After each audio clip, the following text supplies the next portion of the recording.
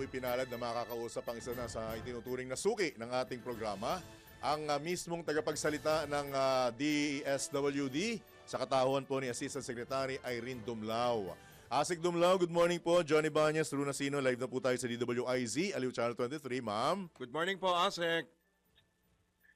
John and Drew, magandang umaga po sa inyo. Magandang umaga din sa lahat ng sumusubaybay ng inyong pong programa. Alright. Direkto na po yung nakatanungan na po. Kamusta na po ang pagbibigay ayuda ninyo sa Cebu? Latest po ito at sa iba pong apektado ng mga nagdaang kalamidad. Madam Asek. Yes, Drew and John, alam niyo po, alinsunod sa kautusan ni Pangulong Marcos Jr. na tiyakin na walang pamilyang Pilipino ang magugutom sa gitna po ng kalamidad. Ang Department of Social Welfare and Development ay naghanda po ng mga family food packs at mga non-food items at nakapreposition po yan sa iba't ibang lugar sa ating bansa. Kung kaya nga po nang tumama itong malakas na lindol dyan po sa Cebu, particularly sa epicenter nga sa Bogo City, nakahanda po tayo na mag-provide ng augmentation support sa mga local government units.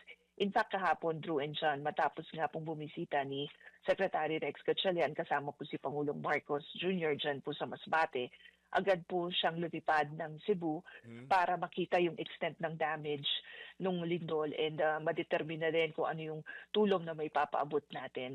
Sa panahon po kasi na maganto, ang pangunahing pangangailangan talaga ay pagkain at mainom na tubig. Kung kaya nga po kahapon, we have already released around 6,800 family food packs.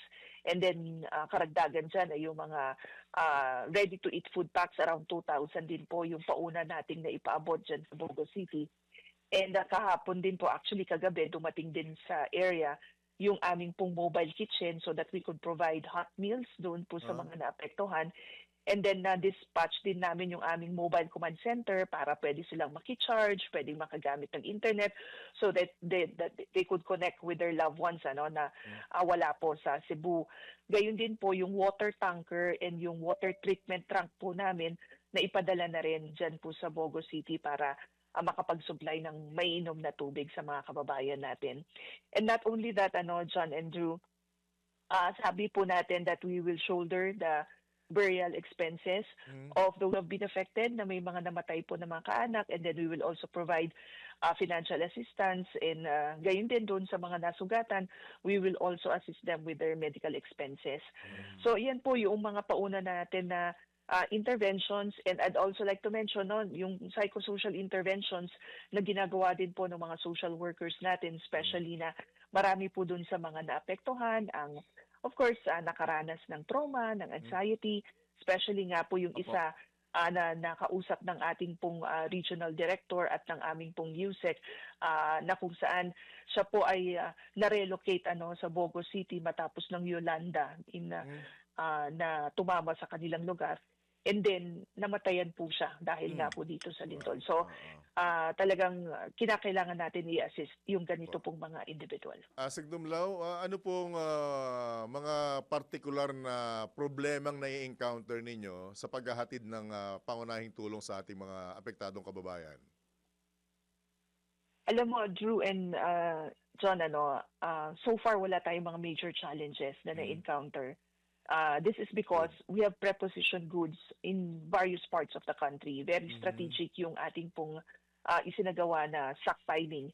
And gayon din po, yung ating Visayas Disaster Resource Center, which is located in Mandawi City, is just a few hours away from the epicenter of the earthquake. Kaya madali rin po tayo na nakapagbadala ng karagdagan ng mga food packs. And like our experience in Opong, nakapagpahatid kami ng family food packs at iba pang mga tulong sa iba't ibang areas nitong Masbate, pati ng Eastern, Western, Northern Samar, pati sa Occidental at Oriental Mindoro, up to geographically isolated disadvantaged areas. Because again, meron na tayong mga nakapreposition goods. Pangalawa, we have worked closely with the Office of the Civil Defense para makahiram tayo ng mga assets from the military para mailipad natin yung pong mga goods, especially in mga island barangays na talaga namang nangangailangan din ng tulong yung mga kababayan po natin na naninirahan doon. It's a whole of government approach at napakaganda po ng pagtutulungan at nagiging mabilis din po yung pagpapahatid ng tulong. Sec, linawin ko lang, gaano po kalaki yung inyo pong burial assistance doon po sa mga biktima? Well, dahil ito ay subject to the assessment of our social workers and it will be through the issuance of a guarantee letter, ano po yan, a maximum of 50,000 po yung burial expenses. But depende po iyon nga doon sa mga gastusin na na-incur.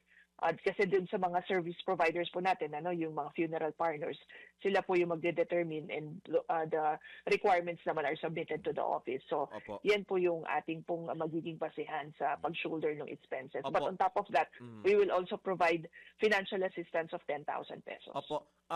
Bukod pa ho doon sa mga inyo pong assistance, ASEC, meron ho kasing ipinag-utos dito ang DPWH, though ito po ay rapid assessment sa lahat po ng mga government buildings.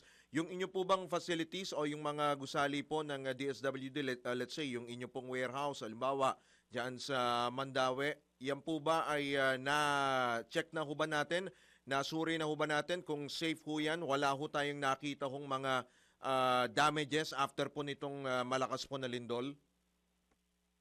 Yeah, maganda po katanungan. Yes, immediately after the earthquake ay nagkaroon po ng assessment and so far structurally safe naman po yung ating pong warehouse and gayon din po yung ating regional office dyan naman po sa Cebu. Opo. With regard naman po sa kahandaan, wala nang question at sa supply. Ang katanungan ko naman po, yung pong inyong personnel and at the same time yung nakaimbak na mga karagdagan, if ever, wag naman mangyari, muling may tumamang mga bagyo or kalamidad sa mga areang apektado na po ngayon ng bagyo at ng lindol. Kompleto pa rin po ba't makakaasang may karagdagan at hindi kukulangin, ASEC Dumlao? That's correct. Alam niyo po, for the combined effects of typhoons Mirasol, Nando, Opong, and the southwest monsoon, ang total cost of humanitarian assistance na ipaabot na natin ay nagkakahalaga ng mahigit 339 million pesos. At yan nga po ay binubuo ng mahigit 405,000 family food packs na na-release na natin. And of course, yung mga ready-to-eat food packs and other non-food items. Sapat pa po yung resources ng DSWD. We have around 2.3 million stockpiles. And ito po ay madaling, it's ready for disposal kung kinakailangan pong mag-augment ng resources ng mga local government units.